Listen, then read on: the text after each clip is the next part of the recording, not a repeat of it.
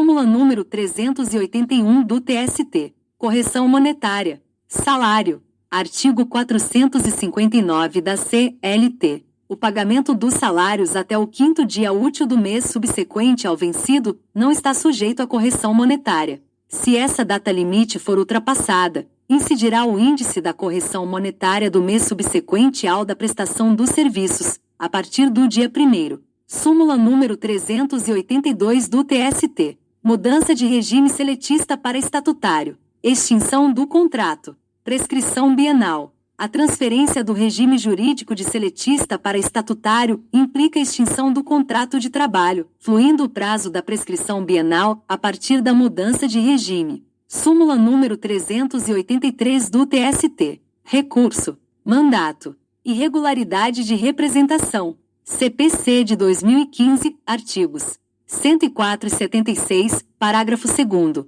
Nova redação em decorrência do CPC de 2015. É inadmissível recurso firmado por advogado sem procuração juntada aos autos até o momento da sua interposição, salvo mandato tácito. Em caráter excepcional, artigo 104 do CPC de 2015, admite-se que o advogado, independentemente de intimação, exiba a procuração no prazo de 5 dias após a interposição do recurso, prorrogável por igual período mediante despacho do juiz. Caso não a exiba, considera-se ineficaz o ato praticado e não se conhece do recurso. 2. Verificada a irregularidade de representação da parte em fase recursal, em procuração ou subestabelecimento já constante dos autos, o relator ou órgão competente para julgamento do recurso designará prazo de 5 dias para que seja sanado o vício. Descumprida a determinação, o relator não conhecerá do recurso, se a providência couber ao recorrente, ou determinará o desentranhamento das contrarrazões, se a providência couber ao recorrido. Artigo 76, parágrafo 2º, do CPC de 2015. Súmula número 384 do TST. Multa convencional. Cobrança. 1. O descumprimento de qualquer cláusula constante de instrumentos normativos diversos não submete o empregado a ajuizar várias ações, pleiteando em cada uma o pagamento da multa referente ao descumprimento de obrigações previstas nas cláusulas respectivas. 2. É aplicável multa prevista em instrumento normativo, sentença normativa, convenção ou acordo coletivo, em caso de descumprimento de obrigação prevista em lei, mesmo que a norma coletiva seja mera repetição de texto legal. Súmula número 385 do TST. Feriado local ou forense. Ausência de expediente. Prazo recursal. Prorrogação. Comprovação. Necessidade. Incumbe à parte o ônus de provar, quando da interposição do recurso, a existência de feriado local que autorize a prorrogação do prazo recursal. Artigo 1003, parágrafo 6º, do CPC de 2015. No caso de o recorrente alegar a existência de feriado local e não o comprovar no momento da interposição do recurso, cumpre ao relator conceder o prazo de 5 dias para que seja sanado o vício. Artigo 932, parágrafo único, do CPC de 2015, sob pena de não conhecimento se da comprovação depender a tempestividade recursal. 2. Na hipótese de feriado forense, incumbirá à autoridade que proferir a decisão de admissibilidade certificar o expediente nos autos. 3. Admite-se a reconsideração da análise da tempestividade do recurso, mediante prova documental superveniente, em agravo de instrumento, agravo interno, agravo regimental ou embargos de declaração, desde que em momento anterior não tenha havido a concessão de prazo para a comprovação da ausência de expediente forense. Súmula número 386 do TST. Policial militar. Reconhecimento de vínculo empregatício com empresa privada. Preenchidos os requisitos do artigo 3º da CLT, é legítimo o reconhecimento de relação de emprego entre policial militar e empresa privada, independentemente do eventual cabimento de penalidade disciplinar prevista no Estatuto do Policial Militar. Súmula número 387 do TST. Recurso. Facsímile. Lei número 9800-1999. Atualizada em decorrência do CPC de 2015. A Lei nº 9.800, de 26 de maio de 1999. É aplicável somente a recursos interpostos após o início de sua vigência. 2. A contagem do quinquídio para apresentação dos originais de recurso interposto, por intermédio de facsímile, começa a fluir do dia subsequente ao término do prazo recursal, nos termos do artigo 2º da Lei nº 9.800, de 26 de maio de 1999, e não do dia seguinte à interposição do recurso, se esta se deu antes do termo final do prazo. 3. Não se tratando a juntada dos originais de ato que dependa de notificação, pois a parte, ao interpor o recurso, já tem ciência de seu ônus processual. Não se aplica a regra do artigo 224 do CPC de 2015, artigo 184 do CPC de 1973, quanto ao das a quo podendo coincidir com sábado, domingo ou feriado. 4. A autorização para a utilização do facsímile, constante do artigo 1º da Lei nº 9.800, de 26 de maio de 1999, somente alcança as hipóteses em que o documento é dirigido diretamente ao órgão jurisdicional, não se aplicando à transmissão ocorrida entre particulares. Súmula número 388 do TST. Massa falida. Artigos 467 e 477 da CLT. Inaplicabilidade. A massa falida não se sujeita à penalidade do artigo 467, e nem à multa do parágrafo 8º do artigo 477, ambos da CLT. Súmula número 389 do TST. Seguro-desemprego. Competência da Justiça do Trabalho. Direito à indenização por não liberação de guias. 1. Inscreve-se na competência material da Justiça do Trabalho a lide entre empregado e empregador tendo por objeto indenização pelo não fornecimento das guias do seguro-desemprego. 2. O não fornecimento pelo empregador da guia necessária para o recebimento do seguro-desemprego dá origem ao direito à indenização. Súmula número 390 do TST. Estabilidade. Artigo 41 da Constituição Federal de 1988. Seletista. Administração direta, autárquica ou fundacional. Aplicabilidade. Empregado de empresa pública e sociedade de economia mista. Inaplicável. 1.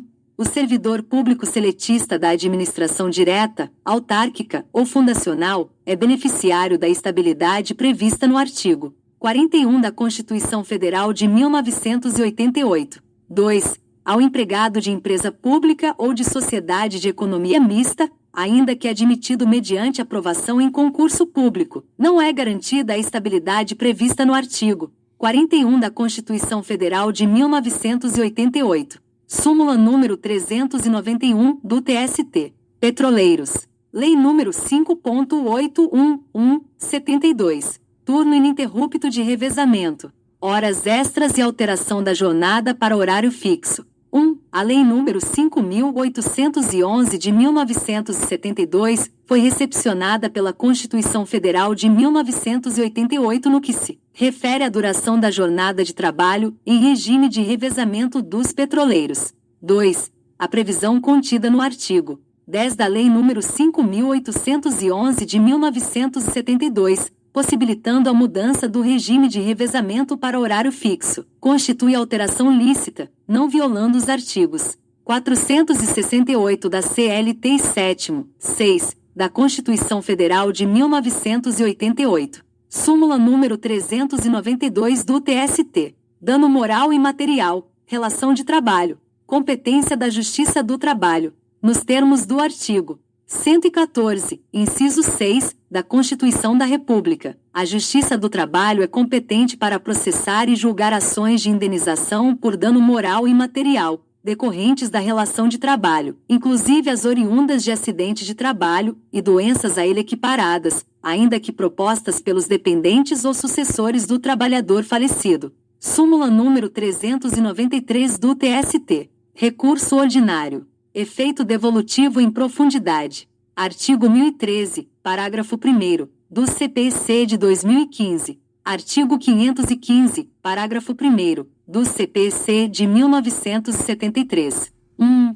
O efeito devolutivo em profundidade do recurso ordinário, que se extrai do parágrafo 1º do artigo 1013 do CPC de 2015, artigo 515, parágrafo 1º, do CPC de 1973, transfere ao tribunal a apreciação dos fundamentos da inicial ou da defesa, não examinados pela sentença, ainda que não renovados em contrarrazões, desde que relativos ao capítulo impugnado.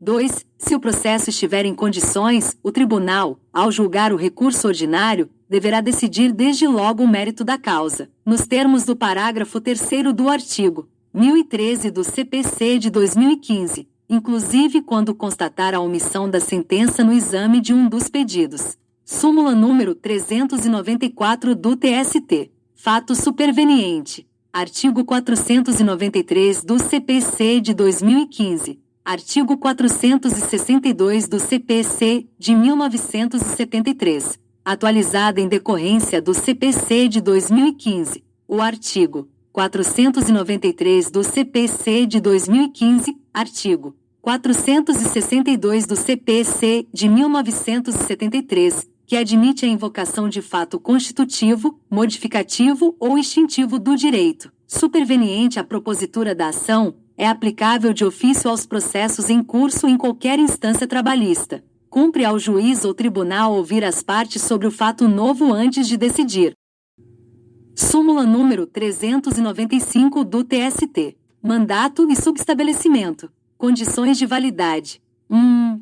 Válido é o instrumento de mandato com prazo determinado que contém cláusula estabelecendo a prevalência dos poderes para atuar até o final da demanda. Parágrafo 4º do artigo 105 do CPC de 2015. 2. Se há previsão no instrumento de mandato de prazo para sua juntada, o mandato só tem validade se anexado ao processo o respectivo instrumento no aludido prazo. 3. São válidos os atos praticados pelo subestabelecido, ainda que não haja, no mandato, poderes expressos para subestabelecer, artigo 667 e parágrafos, do Código Civil de 2002. 4. Configura-se a irregularidade de representação se o subestabelecimento é anterior à outorga passada ao subestabelecente. 5. Verificada a irregularidade de representação nas hipóteses dos itens 2 e 4, deve o juiz suspender o processo e designar prazo razoável para que seja sanado o vício, ainda que em instância recursal. Artigo 76 do CPC de 2015. Súmula número 396 do TST. Estabilidade provisória. Pedido de reintegração.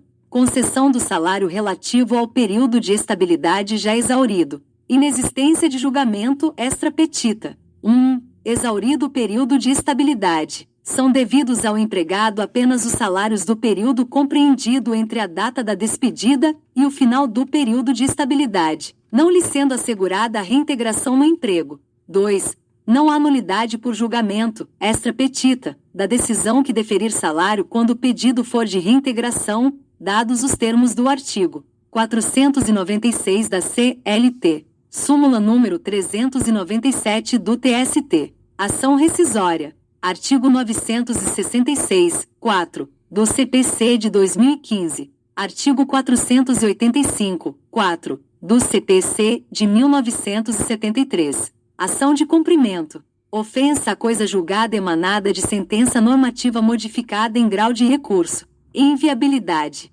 Cabimento de mandado de segurança. Não procede ação rescisória calcada em ofensa a coisa julgada perpetrada por decisão proferida em ação de cumprimento, em face de a sentença normativa, na qual se louvava ter sido modificada em grau de recurso, porque em dissídio coletivo somente se consubstancia a coisa julgada formal. Assim, os meios processuais aptos a atacarem a execução da cláusula reformada são a exceção de pré-executividade e o mandado de segurança, no caso de descumprimento do artigo 514 do CPC de 2015, artigo 572 do CPC de 1973. Súmula número 398 do TST. Ação rescisória. Ausência de defesa. Inaplicáveis os efeitos da revelia. Na ação rescisória, o que se ataca é a decisão, ato oficial do Estado, acobertado pelo manto da coisa julgada. Assim, e considerando que a coisa julgada envolve questão de ordem pública, A revelia não produz confissão na ação rescisória. Súmula número 399 do TST. Ação rescisória. Cabimento. Sentença de mérito. Decisão homologatória de adjudicação, de arrematação e de cálculos. É incabível ação rescisória para impugnar decisão homologatória de adjudicação ou arrematação. 2.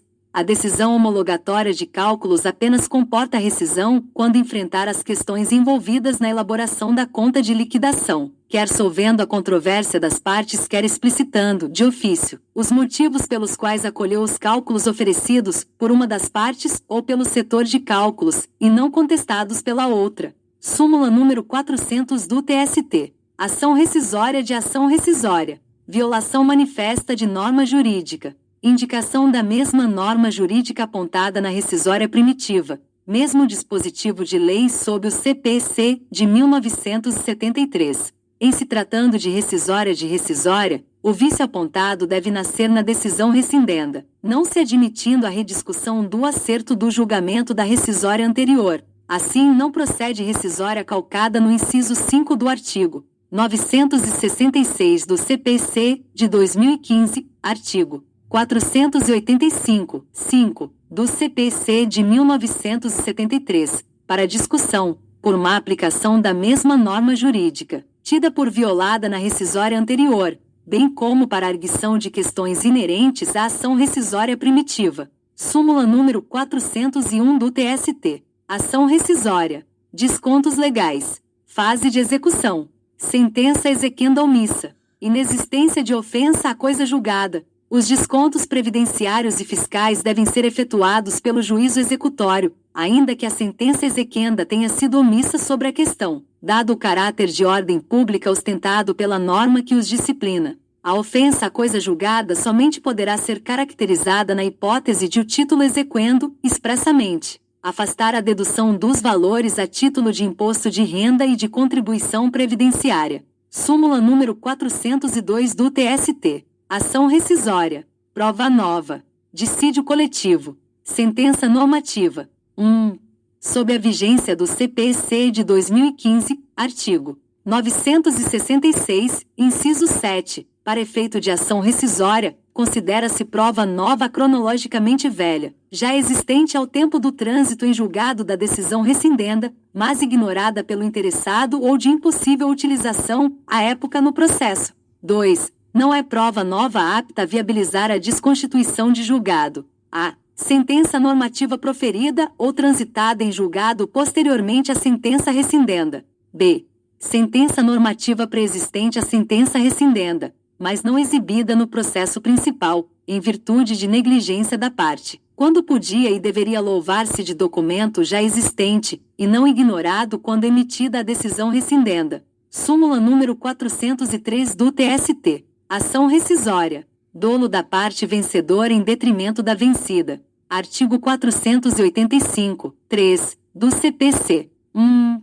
Não caracteriza dolo processual previsto no artigo 485, inciso, do CPC, o simples fato de a parte vencedora haver silenciado a respeito de fatos contrários a ela, porque o procedimento, por si só, não constitui ardil do qual resulte cerceamento de defesa, e, em consequência, desvia o juiz de uma sentença não condizente com a verdade. 2. Se a decisão rescindenda é homologatória de acordo, não há parte vencedora ou vencida, razão pela qual não é possível a sua desconstituição calcada no inciso 3 do artigo 485 do CPC, dolo da parte vencedora em detrimento da vencida, pois constitui fundamento de rescindibilidade que supõe solução jurisdicional para a lide. Súmula número 404 do TST. Ação rescisória. Fundamento para invalidar confissão. Confissão ficta. Inadequação do enquadramento no artigo 485, 8,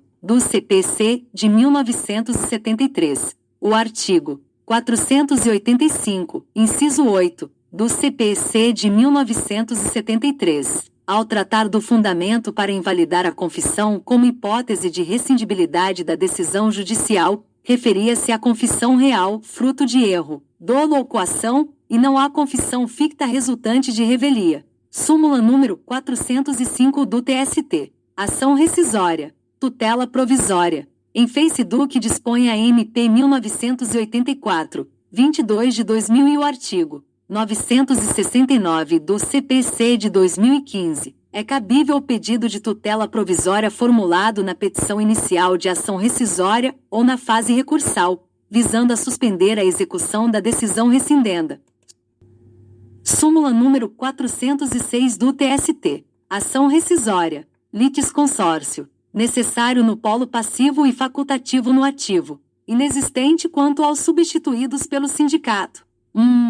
O litisconsórcio na ação rescisória é necessário em relação ao polo passivo da demanda, porque supõe uma comunidade de direitos ou de obrigações que não admite solução dispar para os litisconsortes, em face da indivisibilidade do objeto. Já em relação ao polo ativo, o litisconsórcio é facultativo, uma vez que a aglutinação de autores se faz por conveniência e não pela necessidade decorrente da natureza do litígio, pois não se pode condicionar o exercício do direito individual de um dos litigantes no processo originário à anuência dos demais para retomar a lide. 2. O sindicato, substituto processual e autor da reclamação trabalhista, em cujos autos fora proferida a decisão rescindenda, possui legitimidade para figurar como réu na ação rescisória, sendo descabida a exigência de citação de todos os empregados substituídos, porquanto inexistente litisconsórcio passivo necessário. Súmula número 407 do TST.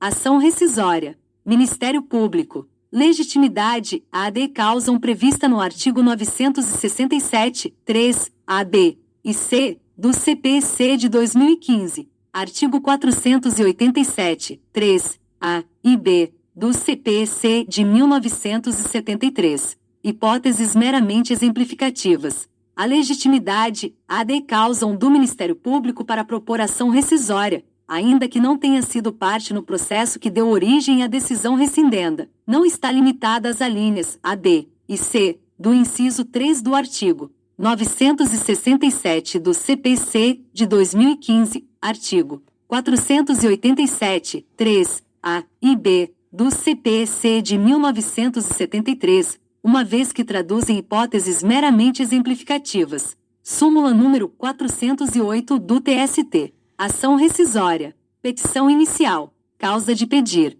Ausência de capitulação ou capitulação errônea no artigo 966 do CPC de 2015. Artigo 485 do CPC de 1973. Princípio, iurea novit curia. Não padece de inépcia a petição inicial de ação rescisória apenas porque omite a subsunção do fundamento de rescindibilidade no artigo 966 do CPC de 2015, artigo 485 do CPC de 1973, ou capitula erroneamente em um de seus incisos, contanto que não se afaste dos fatos e fundamentos invocados como causa de pedir, ao tribunal é lícito emprestar-lhes a adequada qualificação jurídica, iura novit curia. No entanto, fundando-se a ação rescisória no artigo 966, inciso 5, do CPC de 2015, artigo 485, inciso 5, do CPC de 1973, é indispensável expressa indicação, na petição inicial da ação rescisória, da norma jurídica manifestamente violada, dispositivo legal violado sob o CPC de 1973, por se tratar de causa de pedir da rescisória, não se aplicando no caso o princípio iura novit curia. Súmula número 409 do TST. Ação rescisória. Prazo prescricional. Total ou parcial. Violação do artigo 7º, inciso 19, da Constituição Federal de 1988. Matéria infraconstitucional. Não procede ação rescisória calcada em violação do artigo 7º, inciso 19, da Constituição Federal de 1988, quando a questão envolve discussão sobre a espécie de prazo prescricional aplicável aos créditos trabalhistas, se total ou parcial, porque a matéria tem índole infraconstitucional construída, na Justiça do Trabalho, no plano jurisprudencial. Súmula número 410 do TST. Ação rescisória. Reexame de fatos e provas. Inviabilidade. A ação rescisória calcada em violação de lei não admite reexame de fatos e provas do processo que originou a decisão rescindenda. Súmula número 411 do TST. Ação rescisória. Sentença de mérito. Decisão de Tribunal Regional do Trabalho em agravo regimental, confirmando decisão monocrática do relator, que, aplicando a súmula número 83 do TST, indeferiu a petição inicial da ação rescisória. Cabimento. Se a decisão recorrida, em agravo regimental, aprecia a matéria na fundamentação, sob o enfoque das súmulas números 83 do TST e 343 do STF, constitui sentença de mérito, ainda que haja resultado no indeferimento da petição inicial e na extinção do processo sem julgamento do mérito. Sujeita-se, assim, à reforma pelo TST, a decisão do tribunal que, invocando controvérsia na interpretação da lei, indefere a petição inicial de ação rescisória. Súmula número 412 do TST. Ação rescisória. Regência pelo CPC, de 1973. Sentença de mérito. Questão processual. Sob a égide do CPC, de 1973. Pode uma questão processual ser objeto de rescisão desde que consista em pressuposto de validade de uma sentença de mérito. Súmula número 413 do TST. Ação rescisória. Sentença de mérito. Violação do artigo 896-A da CLT.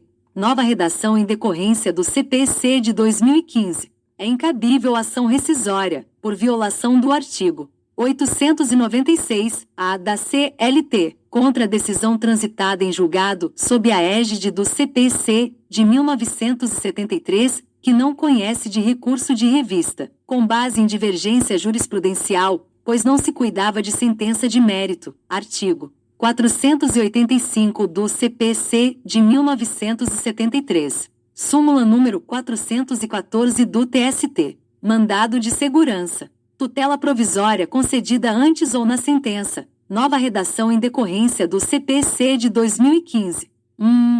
A tutela provisória concedida na sentença não comporta impugnação pela via do mandado de segurança, por ser impugnável mediante recurso ordinário. É admissível a obtenção de efeito suspensivo ao recurso ordinário mediante requerimento dirigido ao tribunal, ao relator ou ao presidente ou ao vice-presidente do tribunal recorrido, por aplicação subsidiária ao processo do trabalho do artigo 1029, parágrafo 5º, do CPC de 2015. 2. No caso de a tutela provisória haver sido concedida ou indeferida antes da sentença, cabe mandado de segurança, em face da inexistência de recurso próprio. 3. A superveniência da sentença, nos autos originários, faz perder o objeto do mandado de segurança que impugnava a concessão ou o indeferimento da tutela provisória. Súmula número 415 do TST. Mandado de segurança. Petição inicial. Artigo 321 do CPC de 2015. Artigo 284 do CPC de 1973. Inaplicabilidade. Atualizada em decorrência do CPC de 2015. Exigindo mandado de segurança prova documental pré-constituída, inaplicável o artigo 321 do CPC de 2015, artigo 284 do CPC de 1973, quando verificada, na petição inicial do mandamus, a ausência de documento indispensável ou de sua autenticação. Súmula número 416 do TST. Mandado de segurança. Execução. Lei número 843/2/1992. Artigo 897, parágrafo 1º, da CLT cabimento. Devendo o agravo de petição delimitar justificadamente a matéria e os valores objeto de discordância, não fere direito líquido e certo o prosseguimento da execução quanto aos tópicos e valores não especificados no agravo.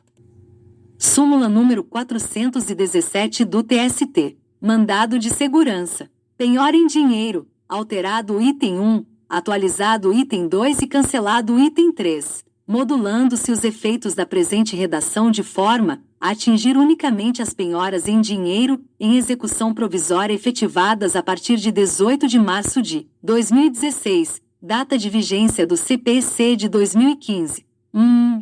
Não fere direito líquido e certo do impetrante o ato judicial que determina penhora em dinheiro do executado, para garantir crédito exequendo, pois é prioritária e obedece à gradação prevista no artigo 835 do CPC, de 2015, artigo 655 do CPC, de 1973. 2. Havendo discordância do credor, em execução definitiva, não tem o executado direito líquido e certo a que os valores penhorados em dinheiro fiquem depositados no próprio banco, ainda que atenda aos requisitos do artigo 840-1 do CPC de 2015, artigo 666-1 do CPC de 1973. Súmula número 418 do TST. Mandado de segurança visando a homologação de acordo. Nova redação em decorrência do CPC de 2015. A homologação de acordo constitui faculdade do juiz, inexistindo direito líquido e certo tutelável pela via do mandado de segurança. Súmula número 419 do TST. Competência. Embargos de terceiro. Execução por carta precatória. Juízo deprecado. Na execução por carta precatória, os embargos de terceiros serão oferecidos no juízo deprecado, salvo se indicado pelo juízo deprecante o bem constrito, ou se já devolvida a carta. Artigo 676, parágrafo único, do CPC de 2015. Súmula número 420 do TST. Competência funcional. Conflito negativo. TRT e Vara do Trabalho de idêntica região. Não configuração. Não se configura conflito de competência entre Tribunal Regional do Trabalho e Vara do Trabalho a ele vinculada. Súmula número 421 do TST. Embargos de declaração. Cabimento. Decisão monocrática do relator calcada no artigo 932 do CPC de 2015. Artigo 557 do CPC de 1973. 1. Cabem embargos de declaração da decisão monocrática do relator prevista no artigo 932 do CPC de 2015, artigo 557 do CPC de 1973, se a parte pretende tão somente juízo integrativo retificador da decisão, e não modificação do julgado. 2. Se a parte postular a revisão no mérito da decisão monocrática, cumpre ao relator converter os embargos de declaração em agravo, em face dos princípios da fungibilidade e celeridade processual, submetendo-o ao pronunciamento do colegiado, após a intimação do recorrente para, no prazo de 5 dias, complementar as razões recursais, de modo a ajustá-las às exigências do artigo 1021, parágrafo 1º, do CPC de 2015. Súmula número 422 do TST. Recurso. Fundamento ausente ou deficiente. Não conhecimento.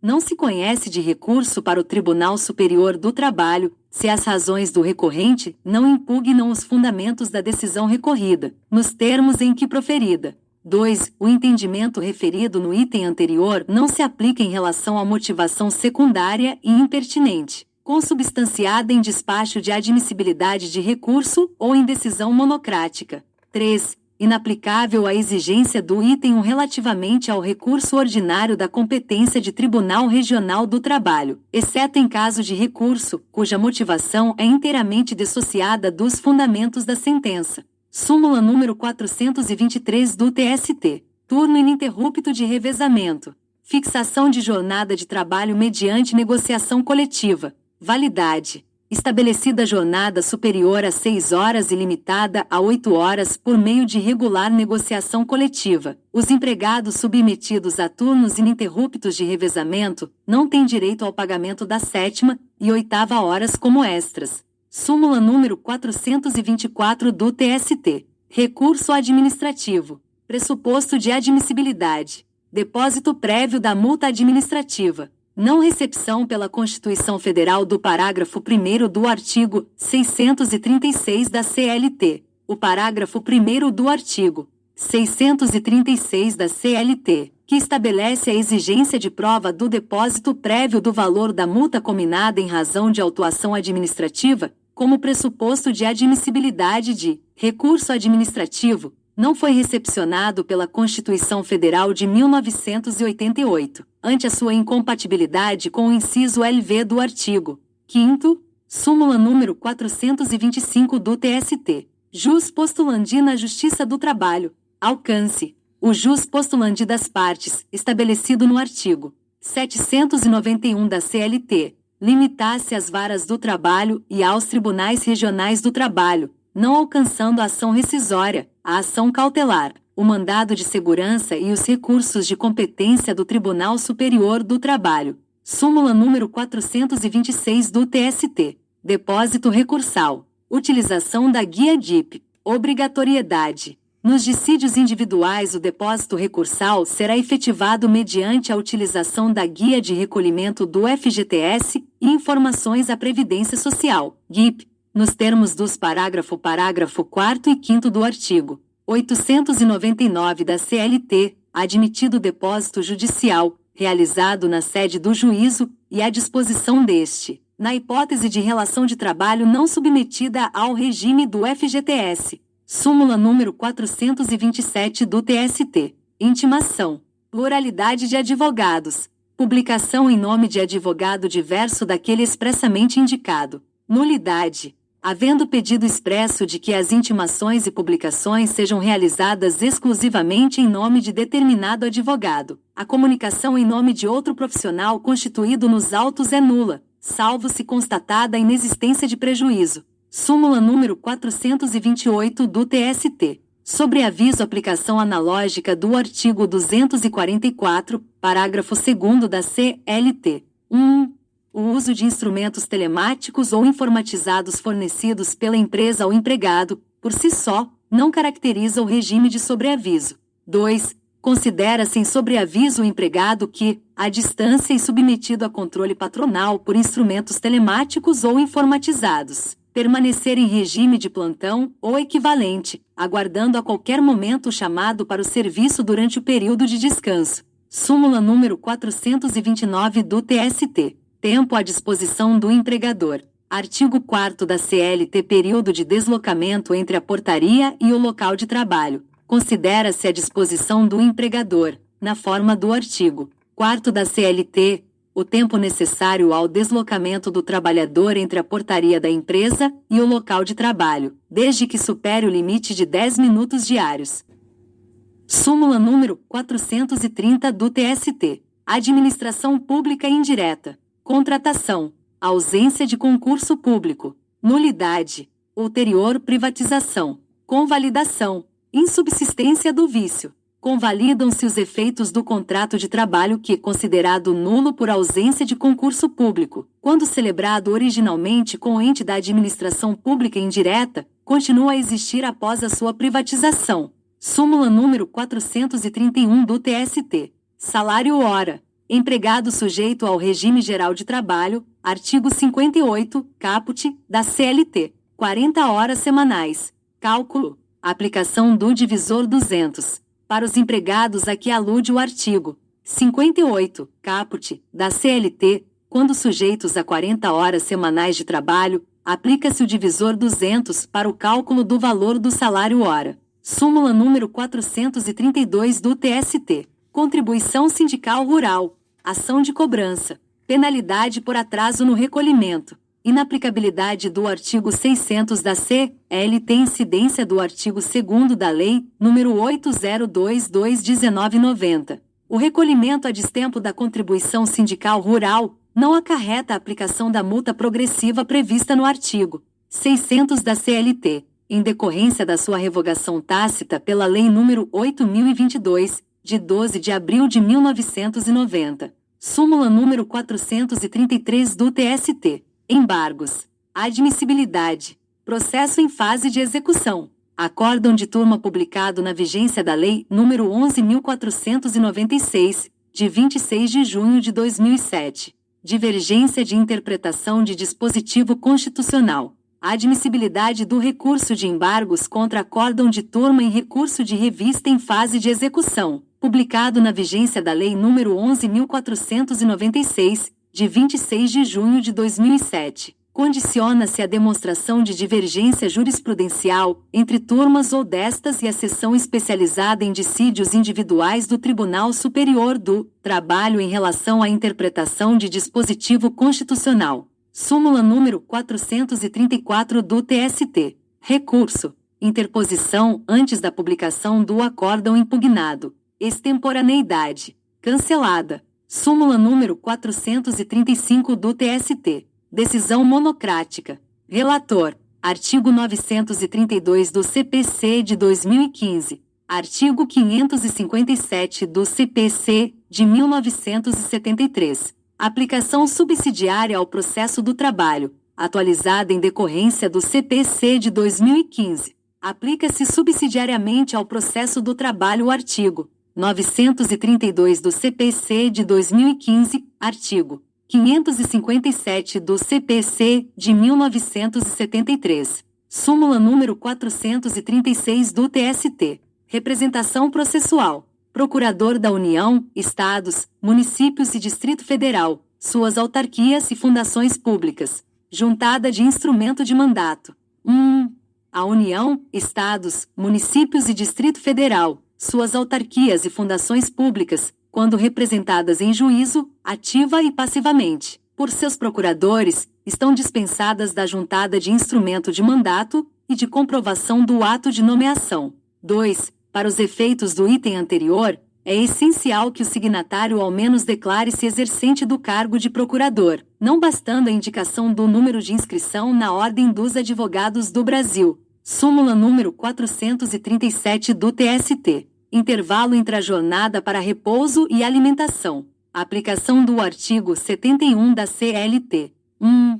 Após a edição da Lei nº 8.923/94, a não concessão ou a concessão parcial do intervalo intrajornada mínimo para repouso e alimentação a empregados urbanos e rurais implica o pagamento total do período correspondente, e não apenas daquele suprimido com acréscimo de, no mínimo, 50% sobre o valor da remuneração da hora normal de trabalho, artigo 71 da CLT, sem prejuízo do cômputo da efetiva jornada de labor para efeito de remuneração.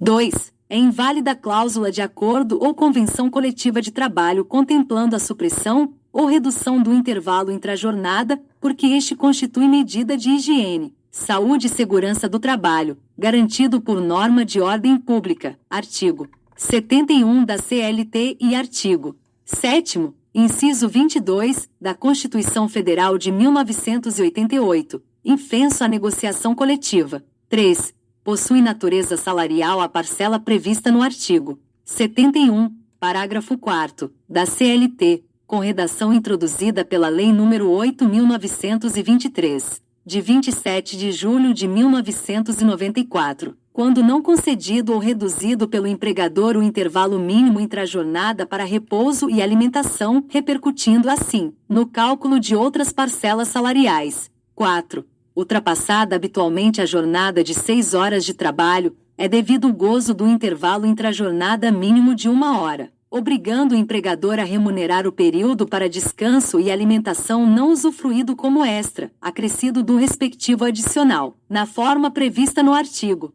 71, caput e parágrafo 4º da CLT. Súmula número 438 do TST. Intervalo para recuperação térmica do empregado. Ambiente artificialmente frio. Horas extras. Artigo 253 da CLT. Aplicação analógica. O empregado submetido a trabalho contínuo em ambiente artificialmente frio, nos termos do parágrafo único do artigo 253 da CLT, ainda que não labore em câmara frigorífica, tem direito ao intervalo intrajornada previsto no caput do artigo 253 da CLT. Súmula número 439 do TST. Danos morais. Juros de mora e atualização monetária. Termo inicial. Nas condenações por dano moral, a atualização monetária é devida a partir da data da decisão de arbitramento ou de alteração do valor. Os juros incidem desde o ajuizamento da ação nos termos do artigo 883 da CLT. Súmula número 440 do TST. Auxílio doença acidentário. Aposentadoria por invalidez. suspensão do contrato de trabalho, reconhecimento do direito à manutenção de plano de saúde ou de assistência médica. Assegura-se o direito à manutenção de plano de saúde ou de assistência médica oferecido pela empresa ao empregado, não obstante suspenso o contrato de trabalho em virtude de auxílio-doença acidentário ou de aposentadoria por invalidez. Súmula número 441 do TST. Aviso prévio. Proporcionalidade. O direito ao aviso prévio proporcional ao tempo de serviço somente é assegurado nas rescisões de contrato de trabalho ocorridas a partir da publicação da Lei nº 12.506, em 13 de outubro de 2011. Súmula número 442 do TST. Procedimento sumaríssimo. Recurso de revista fundamentado em contrariedade à orientação jurisprudencial. Inadmissibilidade. Artigo 896, parágrafo 6º, da CLT, acrescentado pela Lei nº 9.957, de 12 de janeiro de 2000, nas causas sujeitas ao procedimento sumaríssimo, a admissibilidade de recurso de revista está limitada à demonstração de violação direta a dispositivo da Constituição Federal ou contrariedade à súmula do Tribunal Superior do Trabalho, não se admitindo recurso por contrariedade à orientação jurisprudencial deste Tribunal, livro 2, título 2, capítulo 3, do R1-TST, ante a ausência de previsão no artigo 896, parágrafo 6º, da CLT. Súmula número 443 do TST. Dispensa discriminatória. Presunção. Empregado portador de doença grave. Estigma ou preconceito. Direito à reintegração. Presume-se discriminatória a despedida de empregado portador do vírus HIV ou de outra doença grave que suscite estigma ou preconceito. Inválido o ato, o empregado tem direito à reintegração no emprego. Súmula número 444 do TST. Jornada de trabalho. Norma coletiva. Lei. Escala de 12/36. Validade. É válida, em caráter excepcional, a jornada de 12 horas de trabalho por 36 de descanso, prevista em lei ou ajustada exclusivamente mediante acordo coletivo de trabalho ou convenção coletiva de trabalho, assegurada a remuneração em dobro dos feriados trabalhados. O empregado não tem direito ao pagamento de adicional referente ao labor prestado na 11ª e 12ª horas. Súmula número 445 do TST. Inadimplemento de verbas trabalhistas. Frutos. Posse de má-fé. Artigo 1216 do Código Civil. Inaplicabilidade ao direito do trabalho. A indenização por frutos percebidos pela posse de má-fé, prevista no artigo 1216 do Código Civil, por tratar-se de regra afeta a direitos reais, mostra-se incompatível com o direito do trabalho, não sendo devida no caso de inadimplemento de verbas trabalhistas. Súmula número 446 do TST. Súmula número 446 Maquinista ferroviário. Intervalo intrajornada. Supressão parcial ou total. Horas extras devidas. Compatibilidade entre os artigos 71, parágrafo 4º, e 238, parágrafo 5º, da CLT. A garantia ao intervalo intrajornada, prevista no artigo 71 da CLT, por constituir-se em medida de higiene, saúde e segurança do empregado, é aplicável também ao ferroviário maquinista integrante da categoria C, equipagem de trem em geral, não havendo incompatibilidade entre as regras inscritas nos artigos 71, parágrafo 4º, e 238, parágrafo 5º, da CLT. Súmula número 447 do TST. Súmula número 447 adicional de periculosidade. Permanência a bordo durante o abastecimento da aeronave. Indevido. Os tripulantes e demais empregados em serviços auxiliares de transporte aéreo que, no momento do abastecimento da aeronave, permanecem a bordo não têm direito ao adicional de periculosidade a que aludem o artigo 193 da CLT e o anexo 2, item 1, c, da NR 16 do MTE. Súmula número 448 do TST. Atividade insalubre. Caracterização. Previsão na norma regulamentadora número 15 da Portaria do Ministério do Trabalho número 3.214 de 78. Instalações sanitárias. Não basta a constatação da insalubridade por meio de laudo pericial para que o empregado tenha direito ao respectivo adicional, sendo necessária a classificação da atividade insalubre na relação oficial elaborada pelo Ministério do Trabalho. 2. A higienização de instalações sanitárias de uso público ou coletivo de grande circulação e a respectiva coleta de lixo. Por não se equiparar à limpeza em residências e escritórios, enseja o pagamento de adicional de insalubridade em grau máximo, incidindo o disposto no anexo 14 da NR 15 da Portaria do MT e número 3.214 de C78, quanto à coleta e industrialização de lixo urbano. Súmula número 449 do TST. Minutos que antecedem e sucedem a jornada de trabalho. Lei número 10.243, de 19 de junho de 2001. Norma coletiva. Flexibilização. Impossibilidade. A partir da vigência da Lei número 10.243, de 19 de junho de 2001, que acrescentou o parágrafo 1º ao artigo 58 da CLT, não mais prevalece cláusula prevista em convenção ou acordo coletivo que elastece o limite de 5 minutos que antecedem e sucedem a jornada de trabalho para fins de apuração das horas extras. Súmula número 450 do TST. Férias. Gozo na época própria. Pagamento fora do prazo. Dobra devida. Artigos 137 e 145 da CLT. É devido o pagamento em dobro da remuneração de férias, incluído o terço constitucional com base no artigo 137 da CLT, quando, ainda que gozadas na época própria, o empregador tenha descumprido o prazo previsto no artigo 145 do mesmo diploma legal. Súmula número 451 do TST. Participação nos lucros e resultados. Rescisão contratual anterior à data da distribuição dos lucros. Pagamento proporcional aos meses trabalhados. Princípio da isonomia. Fere o princípio da isonomia em instituir vantagem mediante acordo coletivo ou norma regulamentar que condiciona a percepção da parcela participação nos lucros e resultados ao fato de estar o contrato de trabalho em vigor na data prevista para a distribuição dos lucros. Assim, inclusive na rescisão contratual antecipada, é devido o pagamento da parcela de forma proporcional aos meses trabalhados, pois o ex-empregado concorreu para os resultados positivos da empresa. Súmula número 452 do TST. Diferenças salariais, plano de cargos e salários. Descumprimento.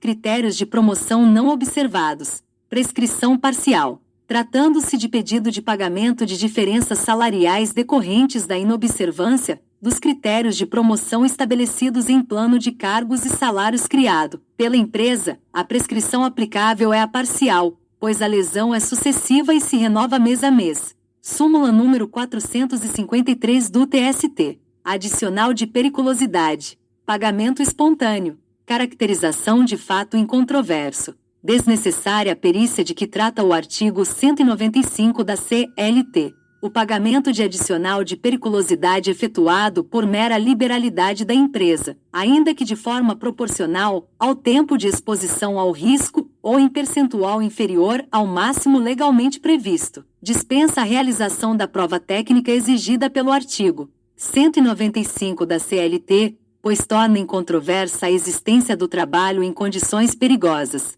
Súmula número 454 do TST. Competência da Justiça do Trabalho. Execução de ofício. Contribuição social referente ao seguro de acidente de trabalho, SAT. Artigos 114, 8ª e 195, 1, a da Constituição da República. Compete à Justiça do Trabalho a execução de ofício da contribuição referente ao seguro de acidente de trabalho, SAT, que tem natureza de contribuição para a Seguridade Social, artigos 114, 8ª e 195, 1, a da Confira, pois se destina ao financiamento de benefícios relativos à incapacidade do empregado decorrente de infortúnio no trabalho, artigos 11 e 22 da Lei nº 821/1991.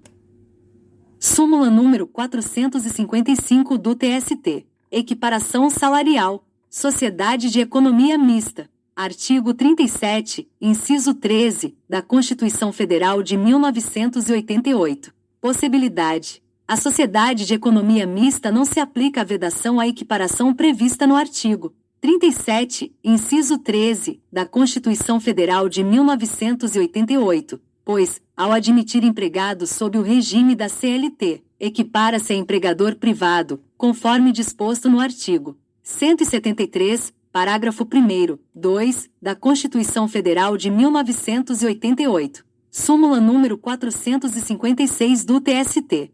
Representação. Pessoa jurídica. Procuração. Invalidade. Identificação do outorgante e de seu representante. É inválido o instrumento de mandato firmado em nome de pessoa jurídica que não contenha, pelo menos, o nome do outorgante e do signatário da procuração, pois estes dados constituem elementos que os individualizam. 2. Verificada a irregularidade de representação da parte na instância originária, o juiz designará prazo de 5 dias para que seja sanado o vício. Descumprida a determinação, extinguirá o processo sem resolução de mérito, se a providência couber ao reclamante, ou considerará revel o reclamado, se a providência lhe couber. Artigo 76, parágrafo 1º, do CPC de 2015. 3.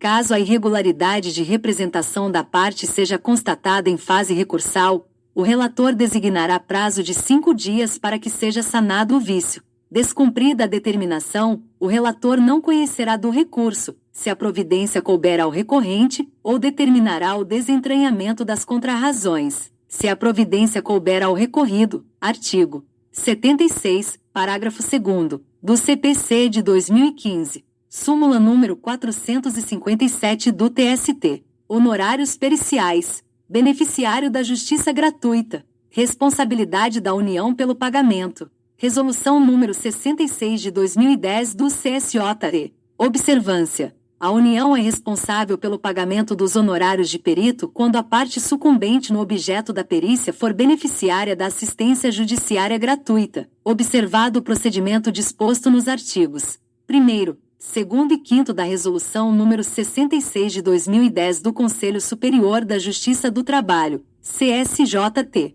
Súmula número 458 do TST. Embargos. Procedimento sumaríssimo. Conhecimento. Recurso interposto após vigência da Lei nº 11.496, de 22 de junho de 2007, que conferiu nova redação ao artigo 894 da CLT. Em causas sujeitas ao procedimento sumaríssimo, em que pese a limitação imposta no artigo 896, parágrafo 6º, da CLT à interposição de recurso de revista, admitem-se os embargos interpostos na vigência da Lei nº 11.496, de 22 de junho de 2007, que conferiu nova redação ao artigo 894 da CLT, quando demonstrada divergência jurisprudencial entre turmas do TST, fundada em interpretações diversas acerca da aplicação de mesmo dispositivo constitucional ou de matéria sumulada. Súmula número 459 do TST. Recurso de revista. Nulidade por negativa de prestação jurisdicional, atualizada em decorrência do CPC de 2015. O conhecimento do recurso de revista, quanto à preliminar de nulidade, por negativa de prestação jurisdicional, supõe indicação de violação do artigo 832 da CLT, do artigo 489 do CPC de 2015, artigo 458 do CPC de 1973, ou do artigo 93, 9, da Constituição Federal de 1988. Súmula número 460 do TST. Vale transporte. Ônus da prova. É do empregador o ônus de comprovar que o empregado não satisfaz os requisitos indispensáveis para a concessão do vale-transporte ou não pretenda fazer uso do benefício. Súmula número 461 do TST. FGTS. Diferenças. Recolhimento. Ônus da prova. É do empregador o ônus da prova em relação à regularidade dos depósitos do FGTS, pois o pagamento é fato instintivo do direito do autor. Artigo 373, 2, do CPC de 2015. Súmula número 462 do TST. Multa do artigo 477, parágrafo 8º, da CLT incidência. Reconhecimento judicial da relação de emprego. A circunstância de a relação de emprego ter sido reconhecida apenas em juízo não tem o condão de afastar a incidência da multa prevista no artigo 477, parágrafo 8º, da CLT. A referida multa não será devida apenas quando, comprovadamente, o empregado der causa à mora no pagamento das verbas rescisórias. Súmula número 463 do TST. Assistência judiciária gratuita. Comprovação. Conversão da orientação jurisprudencial número 304 da SBDI. 1. Com alterações decorrentes do CPC de 2015. 1. A partir de 26 de junho de 2017, para a concessão da assistência judiciária gratuita à pessoa natural, basta a declaração de hipossuficiência econômica firmada pela parte ou por seu advogado, desde que munido de procuração com poderes específicos para esse fim. Artigo 105 do CPC de 2015. 2. No caso de pessoa jurídica, não basta a mera declaração. É necessária a demonstração cabal de impossibilidade de a parte arcar com as despesas do processo.